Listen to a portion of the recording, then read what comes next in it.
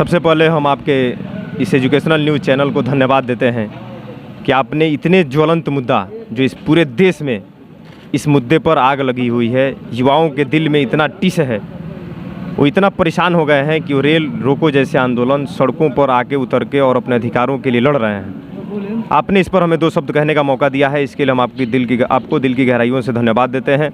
आपको बता दें कि जो किसान पुत्र हैं, जो मजदूर के बेटे हैं, जो ठेला खोमचा लगाने वाले गरीबों के लड़के जाकर के पटना और प्रयागराज जैसे जगहों पर अपने ज़मीन को गिरवी रख के, अपने माँ के गहने को गिरवी रख के और शिक्षा के अधिकार लेकर और अपनी हिस्सेदारी मांग रहे हैं, रोजगार में, भारत की संस्थाओं में अपनी हिस्सेदारी मांग रहे हैं, उस पर बेटे होते हैं, गरीब मजदूर के बेटे होते हैं, काफ़ी दिनों से ये कर्ज लेकर इधर उधर से करके कैसे भी पैसा जुटा के वो पढ़ने जाते हैं, जबकि तैयारी तो करते हैं पर 3 साल तक रिजल्ट नहीं आता, तो परीक्षा नहीं होती, तो भर्ती नहीं हो पाती। इस तरह तमाम उसमें कठिनाइयाँ आती रहती हैं। तो यही आरआरबी एनटीपीसी उसका सबसे बड़ा उदाहरण है कि 35,000 भर्ती का आवेदन आता है और 1,35,00,000 युवा उसको उस भर्ती में हिस्सा लेने के लिए अपना आवेदन पत्र दाखिल करते हैं। यही सबसे बड़ी नाकामी को दर्शाता है। मैं तो ये पूछना चाहता हूँ सरकार से, चाहे सरकार किसी की भी हो, ये स्कूल कॉलेज क्यों बंद है? सरकारी ठेके खुले हैं, पूरी मार्केट खुली है, हर व्यवस्था ही खुली है, सिर्फ स्कूल और कॉलेज में कोरोना क्यों आ रहा है? इस पर सरकार कुछ क्यों नहीं ले रही है अपना? और आज 3 साल का ज़माना हो गया, 2 साल तकरीबन हो गया, लेकिन अब तक कोई सुविधा क्यों नहीं दिया सरकार ने? बच्चों का भविष्य खराब कर रही है सरकार, ये बहुत गलत बात है और सरकार को इस पर जरूर। जिन गरीबों ने अपने फॉर्म को अप्लाई करके 3 साल का इंतज़ार किया, मैं आपको बताऊं ये भर्तियां 2019 की हैं और पहले फेज़ का भर्ती आज तक नहीं हुआ है। युवाओं को इतना प्रताड़ना झेलनी पड़ रही है। घर पर काश्तकारों का कर्ज है, जो गांव में साहूकार हैं वो अपने कर्ज के लिए इन्हीं, आप अगर विश्वास न हो तो जिन बच्चों पर लाठियाँ चली हैं, जिन बच्चों ने उग्र आंदोलन किया है, आप उनसे जाकर उनका इंटरव्यू लें। ये ज़रूर सच्चाई निकल के आएगी कि वो साहूकारों, काश्तकारों और जिन के पास उनकी माँ के गहने गिरवी हैं, जिनसे उन्होंने कर्ज लिया है, जिनको ज़मीनें अपना गिरवी दिए हैं, उनसे आप जाकर एक बार सवाल ज़रूर करें, आपको इसका ज़रूर जवाब मिल जाएगा। क्योंकि इसमें किसी मंत्री का बेटा हिस्सा नहीं लेता है, किसी सांसद का बेटा हिस्सा नहीं लेता है, किसी विधायक का बेटा हिस्सा नहीं लेता है, क्योंकि उसके लिए राजनीतिक विरासत। नमस्कार दोस्तों, मैं अरविंद कुमार गुप्ता एजुकेशनल न्यूज़ के माध्यम से मैं आज आया हूँ तमकुहीराज में। आज मैं युवाओं की बात सुनूंगा। देखिए आज हमारे साथ जुड़ चुके हैं अरशद राजा जी। आइए, एक युवा नेता हैं, आइए इनसे हम बात करते हैं आरआरबी एनटीपीसी में क्या हुआ, किस तरह होना चाहिए था। सबसे पहले हम आपके इस एजुकेशनल न्यूज़ चैनल को धन्यवाद देते हैं कि आपने इतने ज्वलंत मुद्दा जो इस पूरे देश में इस मुद्दे पर आग लगी हुई है, युवाओं के दिल में इतना टिस है, वो इतना परेशान हो गए हैं कि वो रेल रोको जैसे आंदोलन सड़कों पर आके उतर के और अपने अधिकारों के लिए लड़ रहे हैं। आपने इस पर हमें 2 शब्द कहने का मौका दिया है, इसके लिए हम आपको दिल की गहराइयों से धन्यवाद देते हैं। आपको बता दें कि जो किसान पुत्र हैं, जो मजदूर के बेटे हैं, जो ठेला खोमचा लगाने वाले गरीबों के लड़के जाकर के पटना और प्रयागराज जैसे जगहों पर अपने ज़मीन को गिरवी रख के, अपने माँ के गहने को गिरवी रख के और शिक्षा के अधिकार लेकर और अपनी हिस्सेदारी मांग रहे हैं, रोजगार में, भारत की संस्थाओं में अपनी हिस्सेदारी मांग रहे हैं, उस पर योगी जी ने और मोदी जी ने करारा प्रहार किया है। और मैं पूछना चाहता हूं आपके चैनल के माध्यम से, योगी जी कहा करते हैं कि 80 और 20 की लड़ाई है। मैं पूछना चाहता हूं जो युवा उस हॉस्टल में रहते थे, जिन युवाओं को पुलिस ने बड़ी दर्दनाक तरीके से, बड़ी बेरहमी से, बड़ी निर्दयी तरीके से उन पर जो वार किया है, उनको पीटा है। ये तो मैं मान सकता हूं कि ये उनकी आवाज़ों को दबाने का काम किया जा रहा है, पर ऐसा कब तक चलेगा? आवाज़ें उनकी कब तक दबाई जाएंगी? आवाज़ें तो बुलंद होंगी, जैसे इनके जैसे अलग अलग जगहों से जो छात्र नेता हैं वो आगे आएंगे इस पे। देखिए आप, वही बता रहा हूँ आपसे कि जब योगी जी अपने भाषणों में कहा करते हैं कि 80-20 की लड़ाई है, तो जिन युवाओं पर पुलिस ने गुंडागर्दी करके जिनको पीटा है, मैं पूछना चाहता हूँ योगी बाबा से कि जिन बच्चों को पीटा गया वो 80 में है या 20 में है, इसका जवाब अगर होगा तो प्रेस कॉन्फ्रेंस करके और इसका जवाब देने की ज़रूर कीजिएगा। वो तो तैयारी करने वाले सभी बच्चे गरीब घरों से आते हैं, जिनके तैयारी करने के लिए गरीब घर से, जो किसान के बेटे होते हैं, गरीब मजदूर के बेटे होते हैं, काफ़ी दिनों से ये कर्ज लेकर इधर उधर से करके कैसे भी पैसा जुटा के वो पढ़ने जाते हैं, जबकि तैयारी तो करते हैं पर 3 साल तक रिजल्ट नहीं आता, तो परीक्षा नहीं होती, तो भर्ती नहीं हो पाती। इस तरह तमाम उसमें कठिनाइयाँ आती रहती हैं। अब हम बात करते हैं रोजगार पे। देखिए रोजगार भी उनका, सरकार का मानना है कि हम रोजगार दिए हैं, जितना वादा किए थे हमने रोजगार पूरा दिया है, पर लोगों का मानना है कि रोज़गार हमारा मिल नहीं पा रहा है, रोज़गार की कमी है, यहाँ रोज़गार और चाहिए। तो इस पे देखिए हमारे अरशद दादा जी क्या कह रहे हैं। अगर रोज़गार मिलता तो यही आरआरबी एनटीपीसी उसका सबसे बड़ा उदाहरण है कि 35,000 भर्ती का आवेदन आता है और 1,35,00,000 युवा उसको उस भर्ती में हिस्सा लेने के लिए अपना आवेदन पत्र दाखिल करते हैं। यही सबसे बड़ी नाकामी को दर्शाता है योगी जी के और मोदी जी के। रहा सवाल आपका ये एनटीपीसी पर, तो कल रेल मंत्री जी आके और बड़े बेशर्मी से, मैं अब बेशर्मी से ही कहूँगा, वो आकर के और अपना वक्तव्य दे रहे थे। मैं आपके माध्यम से बताना चाहता हूँ कि जिन गरीबों ने अपने फार्म को अप्लाई करके 3 साल का इंतज़ार किया, मैं आपको बताऊं ये भर्तियां 2019 की हैं और पहले फेज़ का भर्ती आज तक नहीं हुआ है। युवाओं को इतना प्रताड़ना झेलनी पड़ रही है। घर पर काश्तकारों का कर्ज है, जो गांव में साहूकार हैं वो अपने कर्ज के लिए इन्हीं, आप अगर विश्वास न हो तो जिन बच्चों पर लाठियाँ चली हैं, जिन बच्चों ने उग्र आंदोलन किया है, आप उनसे जाकर उनका इंटरव्यू लें। ये ज़रूर सच्चाई निकल के आएगी कि वो साहूकारों, काश्तकारों और जिन पिक के पास उनकी माँ के गहने गिरवी हैं, जिनसे उन्होंने कर्ज लिया है, जिनको ज़मीनें अपना गिरवी दिए हैं, उनसे आप जाकर एक बार सवाल ज़रूर करें, आपको इसका ज़रूर जवाब मिल जाएगा। क्योंकि इसमें किसी मंत्री का बेटा हिस्सा नहीं लेता है, किसी सांसद का बेटा हिस्सा नहीं लेता है, किसी विधायक का बेटा हिस्सा नहीं लेता है, क्योंकि उसके लिए राजनीतिक विरासत है। हाँ, राजनीतिक अब से तो विरासत बन ही चुकी है। नेता थे, बाप विधायक थे, बाप के बाद बेटा विधायक होगा, फिर उनका बेटा विधायक होगा। तो राजनीति की ये राजाओं के जैसे अब चलती आ रही है। अब इस पे देखिए शिक्षा की बातें करें तो शिक्षा में बहुत पिछड़ा हुआ ये इलाका है, जबकि यहाँ कहीं भी आपको यूनिवर्सिटी की ज़रूरत है। यहाँ बच्चे हाई स्कूल करने के बाद यहाँ से पढ़ना चाहते हैं, पर यहाँ बढ़िया कॉलेज नहीं है, आगे प्राइवेट है, तो पैसे उसमें जम कर लिए जाते हैं। जो यहाँ गरीब किसान मजदूर के बेटे यहाँ पढ़ नहीं पाते हैं, इसके वजह से इनकी पढ़ाई कई बच्चों को छोड़नी पड़ जाती है। अब आइए शिक्षा की बातें करते हैं। आपके लिए आपके देखने में यहाँ कोई अच्छा कॉलेज? देखिए मैं आपको बताऊँ, ये तमकुही राज विधानसभा उत्तर प्रदेश का सबसे आखिरी विधानसभा है और ये बिहार के समीप 10 मीटर उत्तर, 10 किलोमीटर उत्तर, 10 किलोमीटर दक्षिण और 10 किलोमीटर जब आप पूर्वी क्षेत्र की तरफ बढ़ेंगे तो आप बिहार में एंट्री कर जाएंगे। इस बिहार के तटवर्ती सीमा पर, उसके आखिरी छोर पर जो ये तमकुही राज विधानसभा स्थापित है, यहाँ आज तक शिक्षा के क्षेत्र में कोई बड़ा कार्य नहीं हुआ है। आपको बता दूं कि आप फतेह मुरैर इंटर कॉलेज में कभी चले जाइए, यही भटोले नंबर 1 में है। उसकी जर्जर हालातें हैं। वो बिल्डिंग कब गिर जाएगी और उस बिल्डिंग के गिरने से कितने युवाओं की, कितने छात्रों के, गरीब मजदूर के बच्चों की जाने जा सकती हैं, जो इस प्रदेश और देश के भविष्य हैं। आप एक बार उसका मुआयना करके आएंगे अपने न्यूज़ चैनल के माध्यम से, जब उसको उजागर करेंगे तो आपको पता लग जाएगा। ये कुशीनगर ज़िला आज तक अछूता रहा है। ये कुशीनगर ज़िला राजनीतिक परिवारों ने, राजनीतिक लोगों ने, राजनीतिक दलों के सभी सांसदों, विधायक, मंत्रियों ने इस कुशीनगर ज़िले पर कभी ध्यान आकर्षित नहीं किया।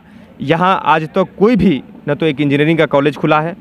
इतिहास रहा है आज़ादी, 70 साल 71 साल की आज़ादी हो गई, 73 साल की आज़ादी हो गई, लेकिन आज तक न तो एक मेडिकल कॉलेज खुला, न आज तक कोई इंजीनियरिंग कॉलेज खुला, न MBA कॉलेज खुला, न BCA BBA का कोई कॉलेज खुला, न चार्टेड अकाउंटेंट के लिए कोई व्यवस्था है, न कंप्यूटर के क्षेत्र में, IT क्षेत्र में कोई कार्य हुआ। तो ये ज़िला पहले से ही पिछड़ा है और आज भी पिछड़ा रहा है। अब तो ये योगी जी कहते हैं कि ये ज़िला वो काफ़ी हम आगे लेके जाएंगे। अभी उन्होंने यहाँ मेडिकल कॉलेज खोलने के लिए उसकी भूमि पूजन करके गए हैं। देखिए यहाँ कब तक होता है, तो इस पर आप क्या कहेंगे? योगी जी ने तो कुछ तो अच्छा देखिए वो इस मंडल के हैं। वो पहले मैं बता दूं कि हमें बड़ी खुशी हुई जब ये मुख्यमंत्री बने थे कि अब तो कुछ हमारे ज़िले का विकास हो सकता है।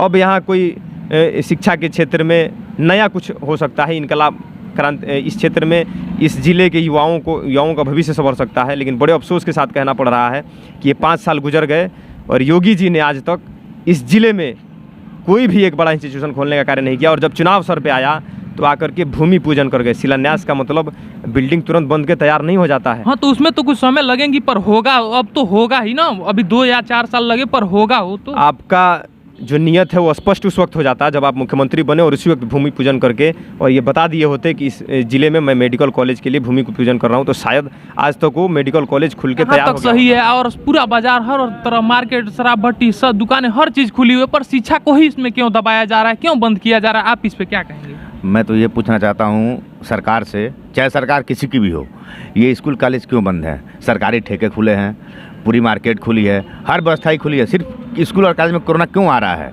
इस पर सरकार कुछ क्यों नहीं ले रही है अपना? और आज 3 साल का ज़माना हो गया, 2 साल तकरीबन हो गया, लेकिन अब तक कोई सुविधा क्यों नहीं दिया सरकार ने? बच्चों का भविष्य खराब कर रही है सरकार, ये बहुत गलत बात है और सरकार को इस पर जरूर निर्णय लेना चाहिए कि हम करें क्या बच्चों के भविष्य के लिए। हाँ, ये तो है कि कब तक आखिर 4 साल कोरोना रहे या 2 साल कोरोना रहे, तो हम स्कूल को बंद करके, कि यही तो समस्या, सिर्फ यही नहीं है कि हम उसको बंद करके इसको समाप्त कर सकते हैं, इस पर कुछ और निर्णय लिया जाए अलग तरीके से, जो कॉलेज को भी चालू रखा जाए। कॉलेज बंद करना ही उसका समाधान नहीं है।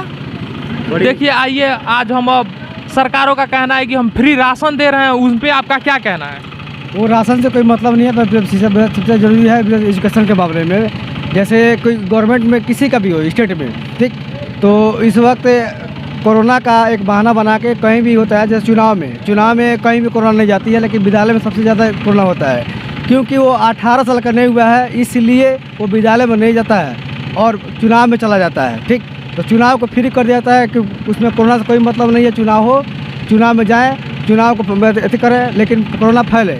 विद्यालय में इसलिए बंद किया जाता है कि 18 साल का जो बालिग है तो चुनाव में जाएगा, ठीक है, और स्कूल में कोरोना है तो बच्चे को नहीं, तो ये तो नहीं कहा गया कि 18 साल से ऊपर ही चुनाव, बच्चों को भी चुनावों में लेकर घुमाया जा रहा है। कोरोना को लेके, कोरोना का एक बहाना बना के, कोरोना को चुनाव का एक मुद्दा बना के सरकार, गवर्नमेंट किसी की बनती है, यूपी में या अदर स्टेट, किसी भी स्टेट का हो, तो उसमें ये होता है कि जैसे विद्यालय में जैसे नाबालिग बच्चे ज़्यादा पढ़ते हैं, तो उन लोगों को बीमारी कोरोना से बचाने के लिए उसको विद्यालय में नहीं भेजा जाता है कि विद्यालय में जाएंगे तो कोरोना हो जाएगा, चुनाव में जाएंगे तो कोरोना नहीं होगा। कि नाबालिग लड़के हैं जो विद्यालय में रहेंगे, तो उससे अच्छा है कि वो भी 18 साल के नहीं हुए हैं। देखिए, नेताओं का ये भी मानना है कि अगर सभी पढ़ लेंगे तो उनकी रैलियों में कौन घूमेगा। आखिर सरकारें ये भी तो चाहती हैं, अगर सभी पढ़ लेंगे तो उनकी रैलियों में कौन घूमेगा। सरकार किसी का भी हो, जैसे पिछले सपा की सरकार थी, इसके अखिलेश यादव जी मुख्यमंत्री थे उस वक्त ने, तो शिक्षा मित्र वालों को उन्होंने जो मानदेय जो दिया था, उसमें अभी भी इस सरकार में उन लोग की सैलरी घटा के कम कर दी गई, लेकिन वर्क उन लोग से उतना ही लिया जा रहा है। प्रताड़ित तो अब परिवार वाले हो रहे हैं। ऐसा लग रहा है कि उसके दूर दराज तक उनके शिक्षा मित्र में जितने भी लोग हैं, उनके दूर दराज के जितने भी रिश्तेदार होंगे, एकदम इम्पॉसिबल है वो किसी भी गवर्नमेंट को, सपा को छोड़कर किसी भी अदर पार्टी को वोट करें। अब वोट किसी को करें, हमें तो यहाँ शिक्षा का हमारा टॉपिक है। देखिए, जब सरकारें कह रही हैं कि हम यहाँ राशन फ्री में दे रहे हैं, हर चीज़ फ्री में दे रहे हैं, जबकि लोगों का कहना है कि महंगाई बढ़ती जा रही है और शिक्षा भी यहाँ बंद कर दिया गया है। इस पर सरकारें कह रही हैं कि हम राशन 2 बार दे रहे हैं मंथली, जो कि फ्री दे रहे हैं, जो राशन में और कुछ बढ़ा चढ़ा कर दे रहे हैं उसमें। देखिए, ये राशन पहली बार नहीं मिल रहा है, ये राशन कांग्रेस के समय से ही जो सिस्टम चला आ रहा है वो आज तक है। आपको बताऊं कि अगर सभी युवाओं के पास आज रोज़गार हो जाए, जो युवा अपने पैरों पर आज खड़ा हो जाए, जिसके पास रोज़गार उपलब्ध हो जाए, हमें लगता है कि उसको राशन की ज़रूरत नहीं पड़ सकती है। और यही जो चावल और गेहूं लेकर जाया जाता है, जब गेहूं आप पिसवाने के लिए लेके जाएंगे आटा चक्की के मशीन पर, और 3 रुपये किलो जब आपसे वो मांगेगा कि पीसने के लिए 3 रुपये पर केजी आप दीजिए, तब पूछिएगा उन गरीब मजदूरों से कि उनके दिल पर क्या गुजरता होगा।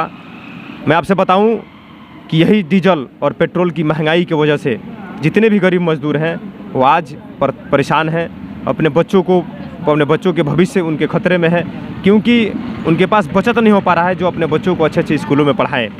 और राशन बहुत बड़ा मुद्दा नहीं है मेरे देखने में जो मूल मुद्दा होना चाहिए, जिस पर बहस होना चाहिए, वो है शिक्षा, स्वास्थ्य, सड़क, बिजली, पानी, रोजगार।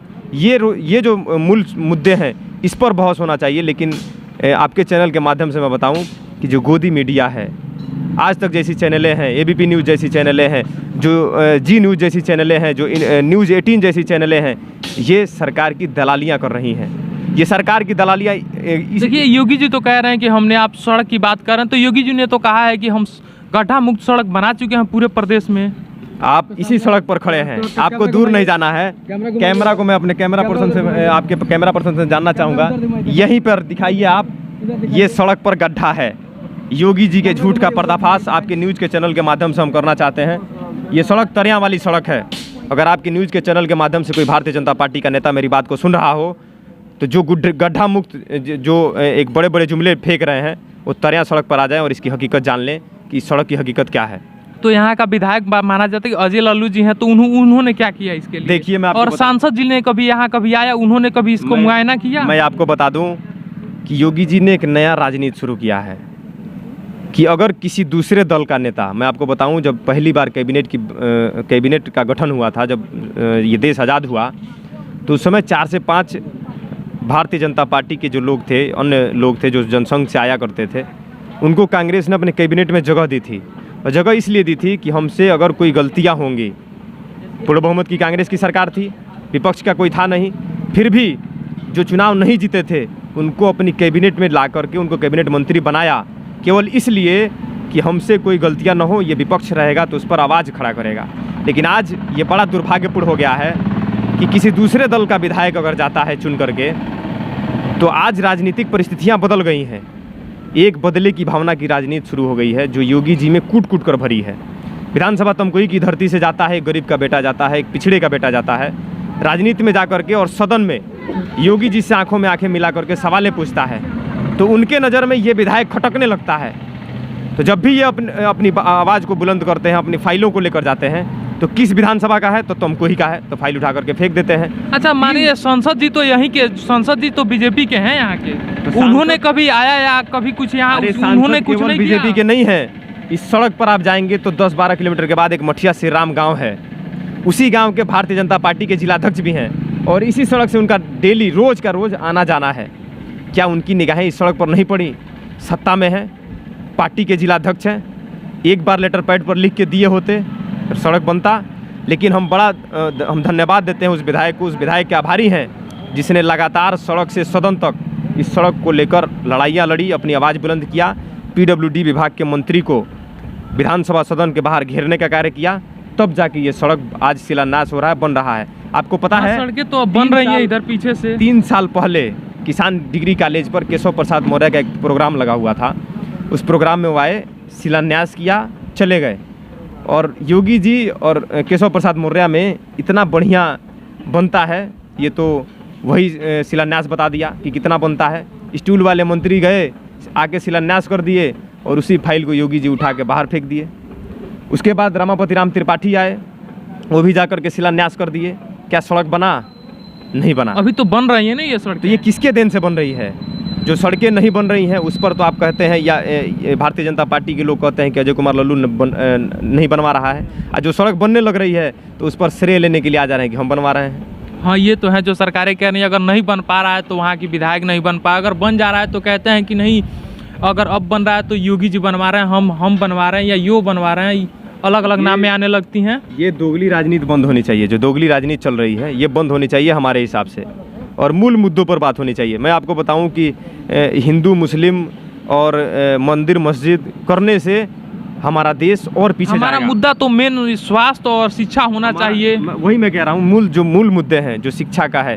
जब शिक्षा आपके हाथों में होगा तो आप उस काबिल बन जाएंगे। जब अपने सरकार से डॉक्टर लोहिया ने कहा था कि जब सड़कें सूनी पड़ जाएंगी तो संसद आवारा हो जाया करती है, तो आज वही स्थिति है कि अगर आप अपने हक और अधिकार के लिए आवाज़ को बुलंद करेंगे तो सरकार का एक रवैया बन गया है कि या तो आप पर इतनी लाठियां बरसाई जाएंगी कि अगले बार से आप उस अपने अधिकार के लिए सड़क पर आ ना सकें, और या तो आप पर यूएपीए, अपने ही देश के लोगों पर जो इस भारत की सरजमी पर रहते हैं उन पर यूएपीए एनएसए जैसी धाराएं लगाकर और उनको जेल के अंदर डाला जाता है कि दोबारा आप में वो जरूरत ना हो कि आप पुनः आकर के, ये पहली बार ऐसा हो रहा है भारत के इतिहास में। क्या आपने नहीं देखा ब्लॉक प्रमुख और जिला पंचायत अध्यक्ष के चुनाव का परिणाम? अन्य दल के लोगों को पर्चा भरने नहीं दिया गया। लखीमपुर खीरी उसका सबसे बड़ा उदाहरण है। इस सरकार में प्रदेश में भय, भूख, भ्रष्टाचार, अत्याचार, बलात्कार जैसी जघन्य अपराधें चरम सीमा पर हैं। चलिए अरशद तो बहुत बड़ी बड़ी बातें कर रहे हैं, पर यहाँ हम आए थे स्वास्थ्य और शिक्षा की बातें करने के लिए। मैं अरविंद कुमार गुप्ता, कैमरामैन सत्येंद्र कुशवाहा के साथ।